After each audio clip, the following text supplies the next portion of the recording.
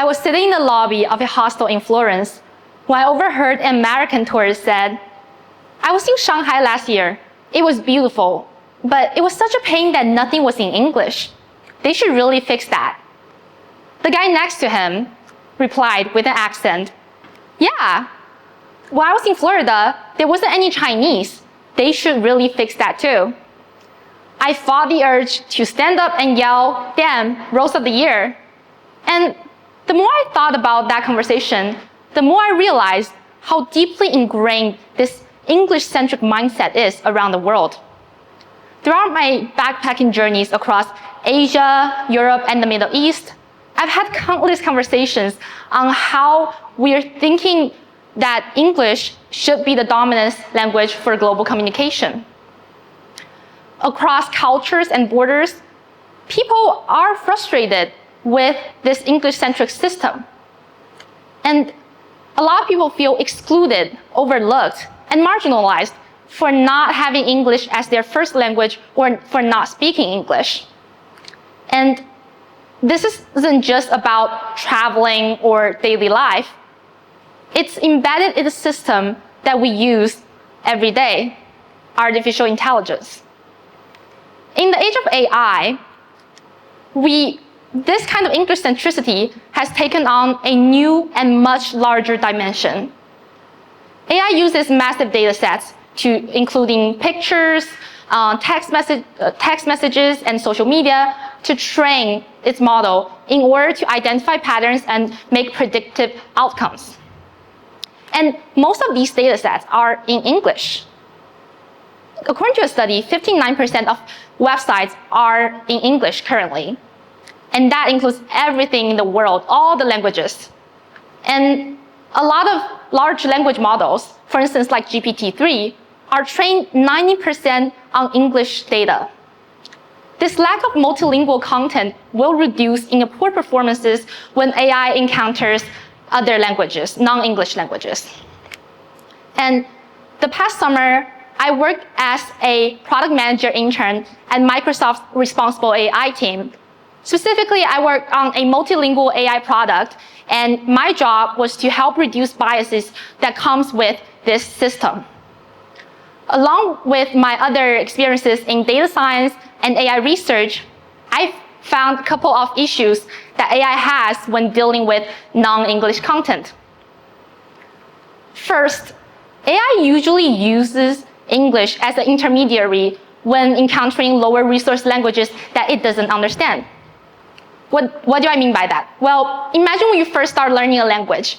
And for me, I first started learning English. So I would use Chinese as the intermediary and translate every single thing into Chinese and then translate it back while I'm trying to talk to people. How it looks like is, if someone asks me, "How are you?"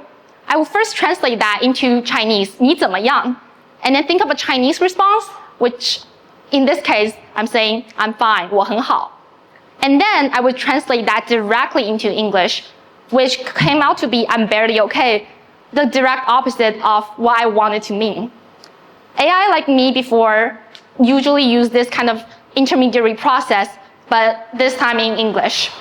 And this could lead to some serious misunderstandings. A study done by Brown University found that when harmful text was translated into lower resource languages, it can bypass AI filters and create dangerous output. It has real-world consequences because, for instance, when you're thinking about a lot of racial slurs, it can bypass these AI filters when we're talking in Ethiopian languages or Turkish. For a lot of times, big tech companies will face lawsuits over failure to detect these hate speeches. And in one instance, it led to real-world violence, which is when a big tech company failed to detect hate speech in Ethiopian language and caused death and violence. This is a very big problem that we are facing. Secondly, AI lacks cultural-specific content. So, because AI is mostly trained on English-centric data, it has English-speaking cultures and norms embedded into it. So for me, this becomes becomes a little bit personal since I was born in China, and then later on, even though I've been in international schools my entire life, I went to America. And adjusting to the culture was very difficult. However, I was able to understand after the specific culture after years of experience. AI, unlike me, doesn't have this kind of process. Specifically, 4 years ago, I moved to Los Angeles for university. And at first, before going, my idea of Americans are based on books and Hollywood movies, and which are very different from what true American culture is like. Just think about Hangover. That's one of my favorite movies, and that was not what actual Americans do. And so in this case, because I really wanted to understand its culture, I had to study a lot about history, from the Declaration of Independence to the Civil Rights Movement. I tried to understand the religious dynamics, religious diversity, racial dynamics, and the social tensions that came with like this region. And these are topics that are very rarely discussed in China.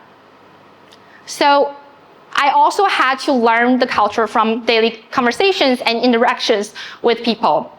At first, I was very shocked when strangers would just say hi to me in elevators and start conversations, which is a very common thing that Californians do. And now I can start those conversations myself. So my understanding of culture was very difficult, and it came from years of experiences, conversations, and being open-minded.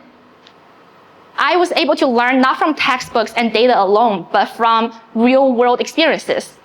However, AI lacks this kind of real-time knowledge. Its understanding of culture is still based on a lot of training data, which doesn't really include cultures with less digital representation. This could lead to inconclusive and biased results when it comes to other cultures. For instance, in Chinese, the word chicken can be a derogatory term against women.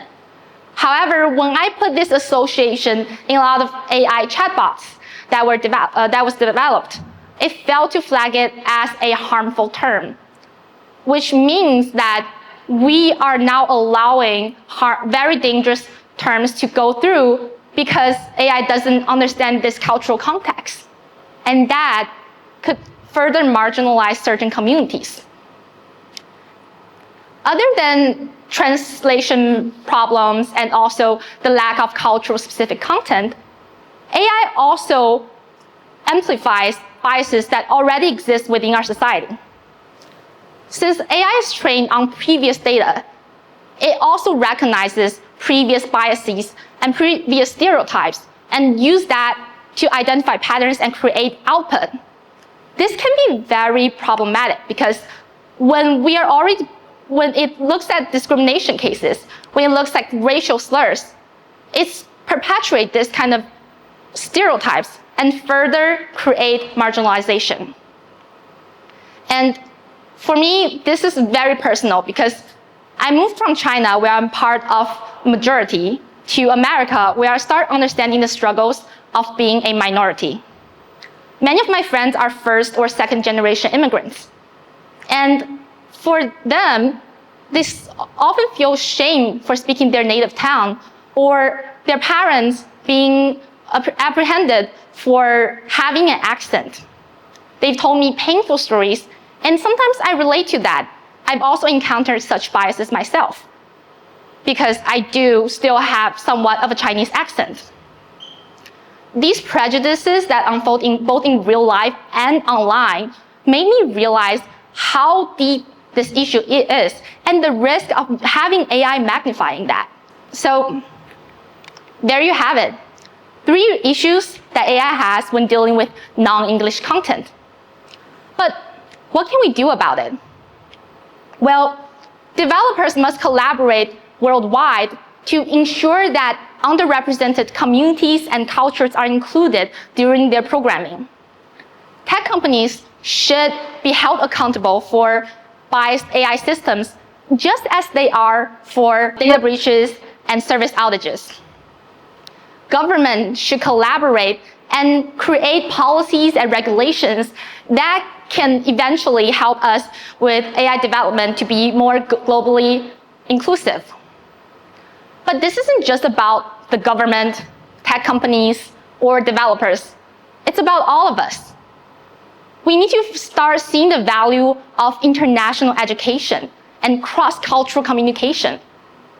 As young people, we should be open-minded, learn and talk to people from other cultures, and use those learnings in the innovations we create in the future.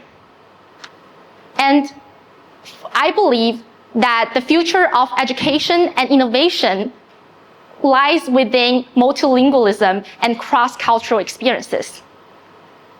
I choose a career in technology because I believe what we create now will shape the future, just like how the internet revolution has shaped ours. And I believe that from my experiences and perspectives, I can help create the world to be more inclusive and culturally aware. And to everyone here who speak a language other than English, you have a voice that deserves to be heard. Use that voice. Today, I'm not standing here as an AI expert. The truth is, I've just started my journey in the field. I am, however, standing here as a very concerned international student who sees the risk of an English-centric digital world. And I believe that we should create a world where every voice matters, where AI speaks not only English, but also listens to the world. Thank you. Thank you, Anna.